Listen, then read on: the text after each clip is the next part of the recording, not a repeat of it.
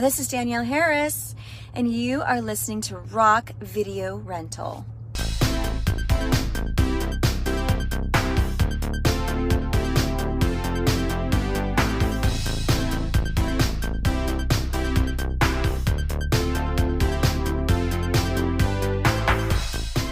Welcome everybody to Rock Video Rental. We are starting our Halloween series review with the first one from 1978, directed by John Carpenter.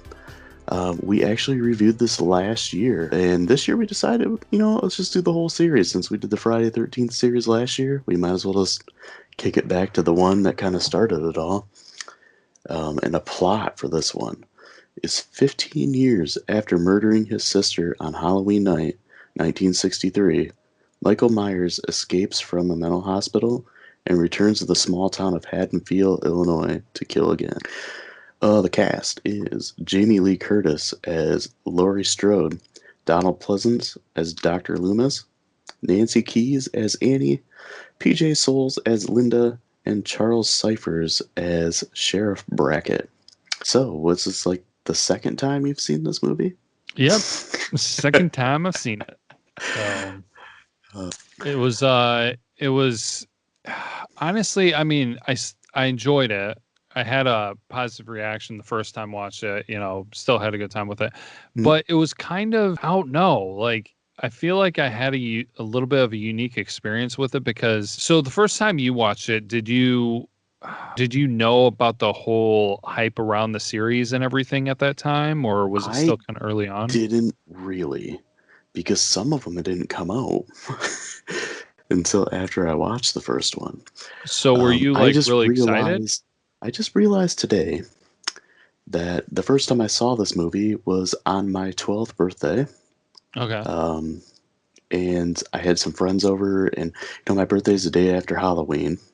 Mm-hmm. So, it could have been like, I don't know, October 30th or something like that, whatever, like, was a Friday night or a Saturday night.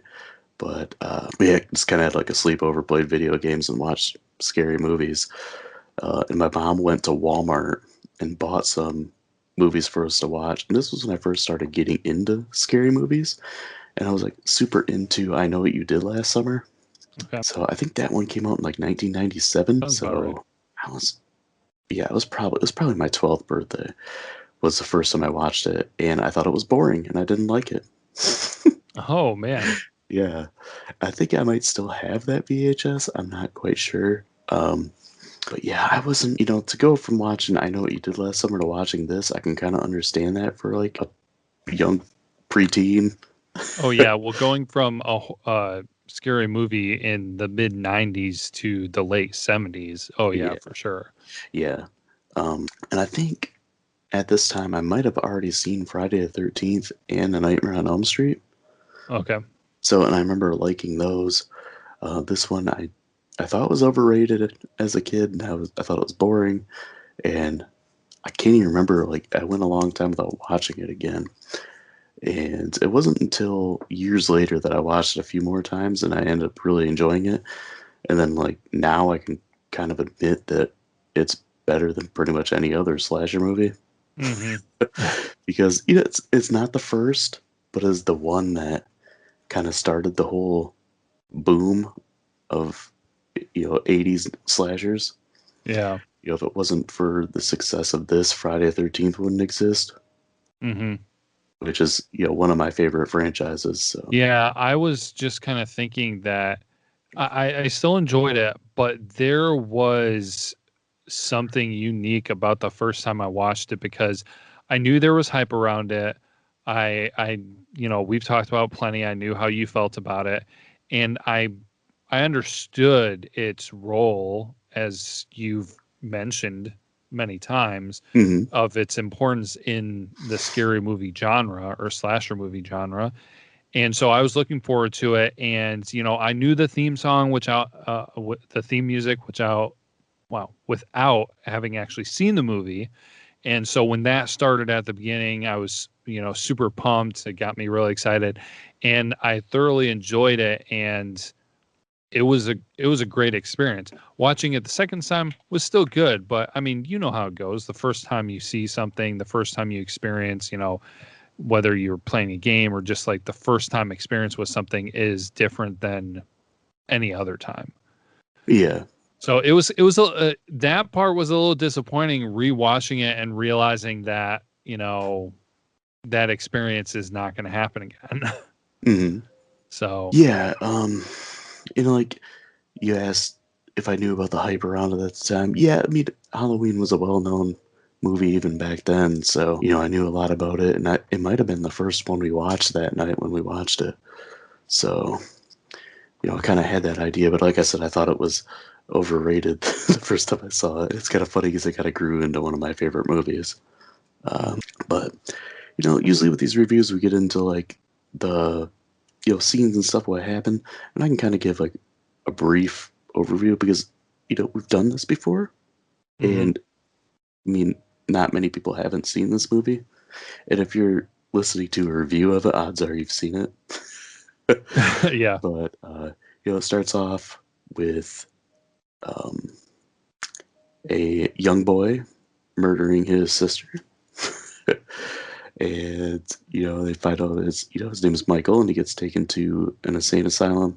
And years later, he breaks out, goes back to his hometown, and at the same time, his psychiatrist is chasing after him, and he's kind of wacky too.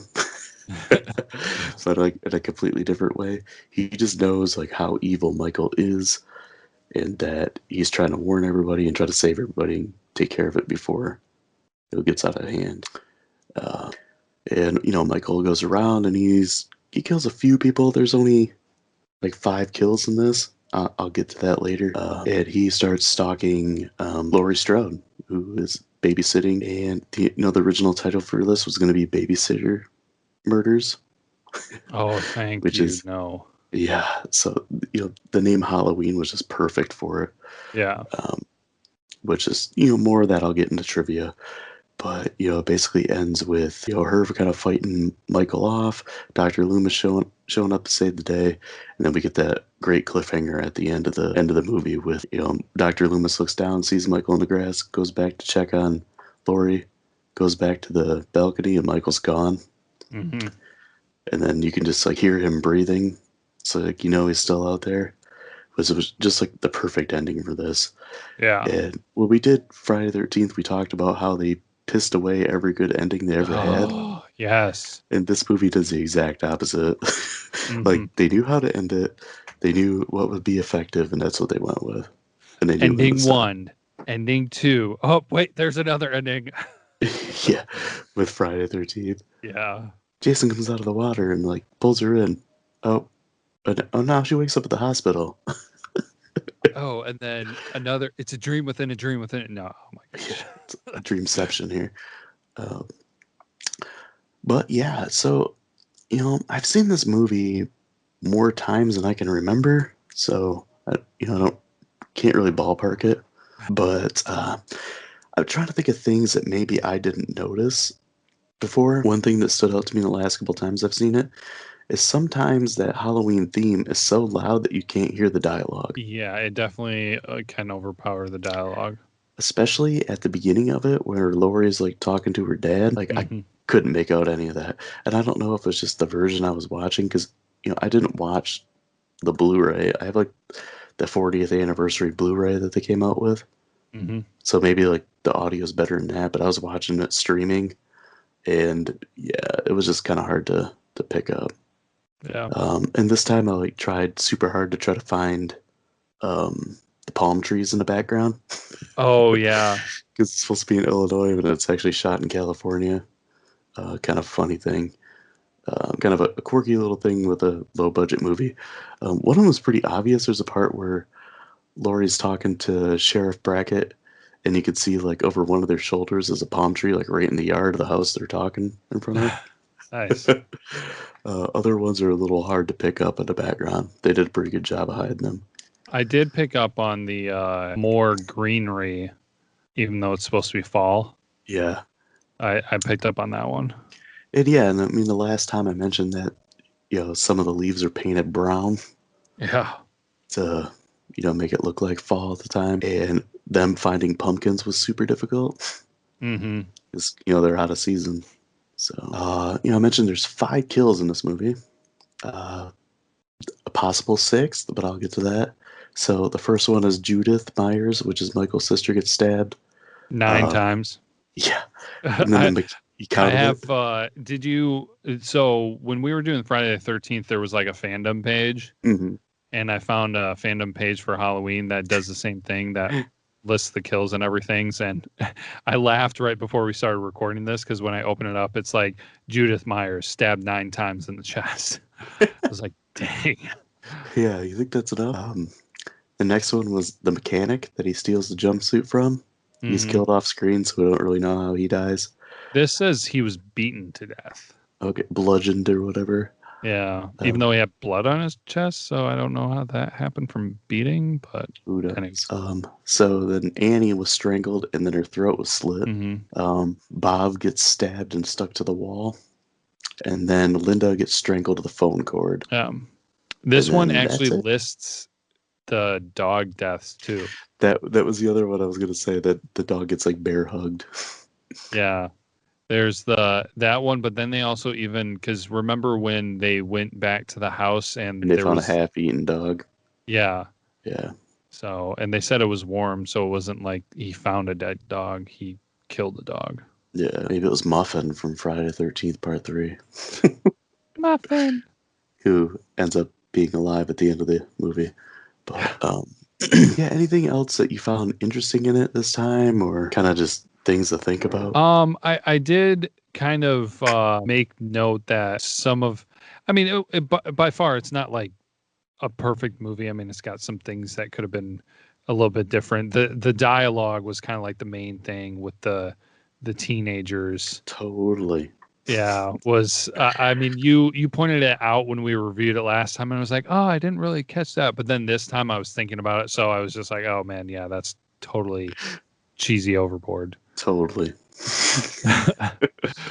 But yeah, I didn't notice it the first couple times I saw it either, and I saw someone do a review and mention that. I'm like, oh my gosh, it does say totally a lot in it. It's so funny because it's kind of one of those like How I Met Your Mother, when you realize something, it kind of shatters it for you, Yeah, and then your perception's shattered. yeah, you just see it all the time. Yep, can't ignore it now. That's one of What? those, once you see it. Yeah, one thing that's kind of like that with me, I don't. Okay, the kid, Tommy Doyle, Hmm? does he make you think of anybody No, maybe ever? like Seth Green. Yes, exactly. When I saw it, I was just like, "Is that Seth Green?" And so I had to look it up. I honestly, the first time I watched it, I was honestly curious if it was Seth Green. I mean, I didn't like put together the time frame to even know if it'd be possible, but I think he probably would have been really little then, yeah. because he was in some like mid 80s movies as like a young kid, like 10 years old. Okay. One of them I watched lately was Willy Millie, Willy-nilly. which is about this girl named Millie who wakes up and she's a boy. Bizarre. Um, Only in the 80s. Something But else that I did notice this time watching it around is like, at what point was Jamie Lee Curtis going to tell someone that there's some weirdo stalking her? yeah, I don't know if she was like, well, because there's a couple times where she looks and then she looks away and then looks back and he's gone. So I'm wondering if she just like, maybe thinks that she's just seeing things or being paranoid. Because there's a part where she's in the class and looks out and sees Michael standing there by the car. The teacher says something. She looks over and answers a question, then looks back out the window and he's gone. And Hmm. then there's also the scene where, she's in her house and looks out, Michael's standing there but in the sheets that are hung out, and Yeah. then he's gone. And then also the famous scene where he's peeking around the hedge. Hmm. Well, Where did he go? Where did he go on that? where did he come from? Where did he go?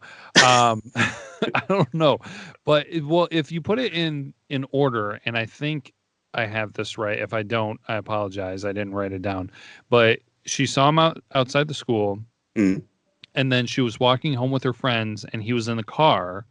So Yep. maybe she didn't recognize the car. Maybe she couldn't see him well enough in the car to tell that was the same guy. But then they saw him when they were walking. So there's at least a second time, and then she saw him outside her window, Mm-hmm. as you said. And so it's like, at what point do you start getting weirded out enough to at least mention it to somebody? Or for crying out loud, your friend's dad is the sheriff. Yeah, and she like bumps into him and Yeah, has a conversation with him perfect after all this. opportunity. Yeah, you could be like, hey, there's this weirdo in a mask. And then, that would have led to Dr. Loomis showing up and talking to Sheriff Brackett, and he'd have been like, you know what? Laurie Strode said something to me about him. Yeah. There's a guy in a mask walking around, apparently. If she would have said something too, then he could have linked that back to, the, The but he, hardware store. yeah, the hardware store robbery Yeah. with a mask and some knives. Oh, man. But nope, she had to keep her mouth shut and get a bunch of people killed. Yeah, this is true. Was there anything else that you noticed this time? There's the classic, how did Michael know how to drive? When he Yeah. was a kid, when he was put in that hospital. And then how did he know how to get back? Yeah. Was he That's like a dog that he just has a great, like, sense of direction? I think that's the more I think of the two, like understanding how to drive compared to knowing how to get back. I think the knowing how to get back is more complex than driving, because I don't know, the mechanics can be kind of basic. I mean, he was a young enough to have ridden in the car with his family probably to Mm-hmm. understand the basics, but to know where to go with always being in a psych ward. Yeah. The other thing though that actually happens not long after that is the crazy insane irony that Dr. Loomis stops and uses a payphone right next to where he killed somebody. Right. I didn't connect that the first time. Yeah, I never thought of that either. That's hilarious. That and why didn't Lori just say something about being stalked? The only thing I could think of for that is that she just thought she was seeing things. Yeah, I mean, she it wasn't so obvious where it's just like, this is so stupid. Why did they do this? Mm-hmm. But it was one of those things where it's one of those slasher things where it's just like, they could have easily not had this happen if said situation happened. Yeah, that makes sense. We still had the super awkward ghost under a sheet scene. That one will never be explained. Yeah, I was just gonna say, like, I think that might be one of the worst elements to the movie, in my opinion. Yeah, it kind of takes away from the mystique a little bit. Yeah, like it just, Where it would have been better if, like, there was just like a harsh light behind him, and all she could see was just like a black shadow yeah. moving in, and then he comes into the light, and she sees him and screams, and then he just like attacks her. Probably would have been better, but Or if she heard something in the hallway, went out there, and then he was just standing there, and as you said, there was a light behind him, so she couldn't see who it was. And Mhm. then she got closer and he attacked her or something like that. Yeah, that thing I think is, I might say, the stain on this movie is, if Yeah. they could have just done that in a different way, I feel like it would have just made it all that more refined. So, do you want to dive into the trivia portion now? Rock. Okay. So, I mentioned that the original script was titled The Babysitter Murders. Mm-hmm. It had the events take place over a space of several days. It was a budgetary decision to change the script to have everything happen on the same day, so it could, reduce the number of costume changes and locations. Huh. And then it was just decided that they would use Halloween, the scariest night of the year, which is a perfect night for it to happen. Oh, so they changed. So the original plan was just some random night, not Halloween. Yeah, and it was supposed Oh. to take. It was supposed to be over several days, Hmm. so they just did it one night so they could save money on costume and locations. Wow, they really lucked into this. Yeah, for sure. So half of the reported $300,000 budget was spent on Panavision cameras. So Oh the yeah, film would have a 2.35 by 1 scope. And then Donald Pleasance was paid $20,000 for 5 days of work on it. that's a nice gig. Yeah, so 150,000 was used for the cameras, 20,000 was used for Donald Pleasance himself, and I think Jamie Lee Curtis was given like $10,000 for this, Oh, like pretty nice. much next to nothing. Well, half of what Loomis got. Yeah, it was right around that. So the stabbing sound effect from the beginning is actually a knife stabbing into a watermelon. Okay. So John Carpenter, when he was doing the cast, was hoping that he could get Peter Cushing or Christopher Lee to play Dr. Loomis, but they Okay. were unable to, and then he was thrilled that Donald Pleasance agreed to play the role. Yeah, I think he was perfect. Oh yeah, for sure. So all the actors wore their own clothes since there was no money for costume department.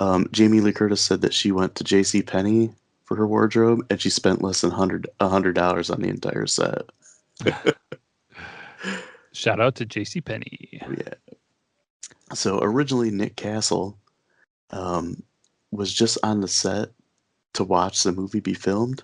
It was at the suggestion of John Carpenter that he took up the role of Michael Myers. So they kind of looked into that too. Wait, so how does that happen? Like, hey, dude, you want to be in the movie? Yeah, I guess. Weird. Yeah. So this movie was selected in 2006 for preservation at the U.S. National Film Registry by the Library of Congress, and it is considered culturally, historically, or aesthetically significant. Which, I mean, for a long time, until 1999, when Blair Witch Project came out, that it was the most profitable independent movie of all time. Oh, yeah, I remember talking about that. And that is all I have for the trivia.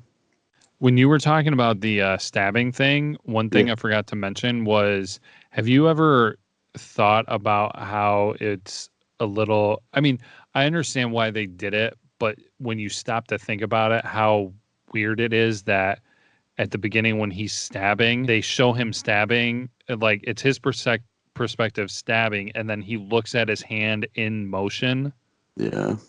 where it's just kind of like, I know why they did that, but to stop and kind of think about it, of if somebody actually did that, that would be super weird. Yeah. Like, oh, I'm looking at my hand. I'm not controlling my hand. Why is this happening like this? Yeah, I've wondered that too, unless he just wanted to like see the aftermath of it. Yeah. I don't So, know. I've listened to and watched like a fair amount of like podcasts and documentaries about serial killers, so mhm. something like that really wouldn't like surprise me. Yeah, it wouldn't shock me either, but I just hadn't I just kind of noticed and thought about it this time. So, Yeah, I always wondered that too watching this. one other question I had too was when you were talking about the budget, wasn't there like a big thing to do about budget going into the house? Yeah, because they had to like the Myers house, they had to like rebuild part of it. Yeah, because it was first run down like it Yeah, was for the end of the movie, and then they fixed it for the beginning scene. yeah, something like that. Yeah. So it's just like what how much budget did they have for anything else? I don't understand. Yeah, I'm pretty sure the actors were given next to nothing. Yeah, I'm pretty sure that Jamie Lee Curtis got about $10,000 for her role, which is pretty hilarious because it's such an iconic role now. Yeah. I mean, it's one she's come back to 2 times, Hmm. I three mean, times if you count Halloween 2, the latest one, and Halloween H2O. honestly though, like the what it did for her paid huge amounts. Yeah, Um, I don't know what you can say about anybody else really in the franchise, but yeah, for her, I mean, it just she got paid over time. oh yeah. Yeah, the fact that it pretty much launched her career. Okay, so it was reported that she's paid $8,000. Oh gosh, even less. Yeah, I knew it wasn't very much in hindsight. Um, but yeah, we can jump right into grades. So I pulled from IMDb and Rotten Tomatoes. You probably guessed these the last time, but what do you think those are? Because they might have changed. I guess they might have, and I definitely don't remember. IMDb 8.7. It is a 7.7. Wow, I I overshot it that much. Which still makes it one of the highest rated horror movies on Yeah. IMDb. Rotten Tomatoes critics score 82%. 96. Ah, dang it, with And the the wrong direction. audience, 85%. 89. Ah, close. Yeah, man, 96. Yeah. I mean, yeah, I think it's a great movie, but I'm kind of surprised. But, I guess I'll give my grade first. It's going to be the same as last time. It's a 5 out of 5 for me. Like I said, it pretty much launched the slasher genre, which is like my favorite genre of horror movies. It became like the template. Man, there's so many ripoffs of Halloween. Man, Friday 13th is kind of a ripoff of it. But not like super bad, but there's movies like Offerings, which is one of them. Okay. Complete and utter ripoff of this. Escaped mental patient goes back to his hometown and kills people. And, this kind of started my favorite cliche in the slasher of every town seemed to have a psych ward. Oh, yeah. I remember talking Where about it's just that. like, here's this mental institution in this small town. Every single one of them has them in the 80s. But, yeah, I mean, I can't give it anything less than a 5. It's one of my favorite movies. Oh yeah, for sure. I honestly feel like it'd be kind of funny if they did a spoof on this. I don't know if anybody has, but I could totally see a spoof on it where they just make it more funny, and Dr. Loomis is just trying to chase down Michael Myers so that he takes his medication. Take your medication. I don't know. But it's not Michael Myers, it's Mike Myers. And then Myers is spelled like Meyer the store. Mike Meyer. Which is definitely a regional joke. If you're from the Mid-East or the Midwest, then yeah. Yeah, you might understand that. Yeah. All right. My grade. Well, so last time I gave it a 4.5. And I've kind of changed a little bit how I give my grades over time. I used to do it in a broad of like, if I give this a 5 out of 5, that means everybody should see it. I think everybody would like it, blah, blah, blah. I'm kind of scoping that down, focusing that down more into the genre of it too. So I am actually going to be changing my score. And I'll give it a 5 out of 5 because I am not a horror movie buff, scary movie buff, slasher movie buff like you are, Brandon. So I definitely don't have as much of a background to go on this, but what I have seen, this is my favorite scary movie so far. Brock. I just think it's well done, even for how old it is, that it is still enjoyable. They pace it really well. There are some parts that slow, but honestly, like the first time you see it, you really have no idea when anything's going to happen. And so, and I think that's kind of what affected me a little bit the second time watching it, because when they tease you on when something might happen, I knew what was going to happen. Yeah. So it was kind of like, meh. But the first time, I honestly had no idea. So every time I was paying close attention because you never knew when something was going to occur. So if somebody is not very familiar with the scary movie genre and is open-minded to checking it out, I think that this is kind of like, I mean, like I said, for my short list, this is at the top of it, just with how well done it was. So always some room for some small improvement, but I mean, I don't think there's really anything out there that I would call a perfect movie, but this is worth 5 rock in my opinion. Yeah, and I'm interested to see what you think next time with Halloween 2, because it's one of the very few sequels that picks up like directly after the first one, where it's like the same night and a continuation of the story. Yeah. And like the first time I saw that really impressed me. We also get to find out right at the beginning of it that Tommy Doyle's neighbor doesn't know what death is. With one of my favorite Loomis moments, but we'll get to that next time. So until then, be kind and rewind.